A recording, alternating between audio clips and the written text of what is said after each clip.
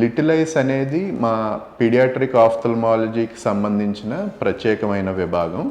ఇందులో నేను ముందుగా చెప్పినట్టు చిన్నపిల్లల కంటి సమస్యలకు కావాల్సిన అన్ని సదుపాయాలు ఒకే చోట మేము అందిస్తున్నాం. ప్రీటర్మ్ బేబీస్ నుంచి 16 ఏళ్ళు వయసు వచ్చే వరకు చిన్నపిల్లల్లో ఏమేం కంటి సమస్యలు ఉన్నా అన్నిటికీ కూడా మనం ఒక సొల్యూషన్ ఇక్కడ ఇవ్వటానికి అవకాశం ఉంటుంది.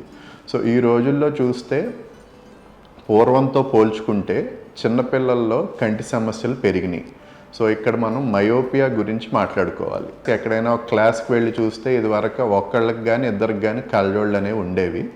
ఇప్పుడు ఒక 50 మందిలో కనీసం 10 నుంచి 15 మందికి కళ్ళజోళ్ళు అనేది పడుతున్నాయి. సో దీనికి కారణాలు ఏంటంటే మనకి నియర్ విజన్ వర్క్ పెరుగుతున్నది. సో పిల్లలు కూడా ఇప్పుడు ఎక్కువ ట్యాబ్స్ మీద ఫోన్స్ మీద ఆధారపడి వాళ్ళు ఎక్కువ పనిచేస్తున్నారు. సో దీనివల్ల దూరం చూపుకి కావలసిన దృష్టి అనేది లోపాలు మొదలవుతున్నాయి. దాన్నే మయోపియా అంటాం.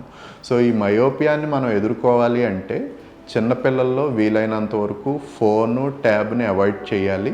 ఓన్లీ వాళ్ళు ఏమన్నా దాన్ని చదువుకున్నప్పుడు అటువంటప్పుడే ఈ ట్యాబ్స్ని వాడుకోవాలి. వీలైనంత వరకు బయట ఎక్కువ ఆడాలి. 40 to 90 minutes of daily outdoor activity, ఖాళీ ప్రదేశాలు, ఓపెన్గా ఉండే గ్రౌండ్స్లో పిల్లలు ఆడుకోవటం ద్వారా ఏంటంటే వాళ్ళు దూరం డిస్టెన్స్ చూడటం అనేది అలవాటు పడతారు.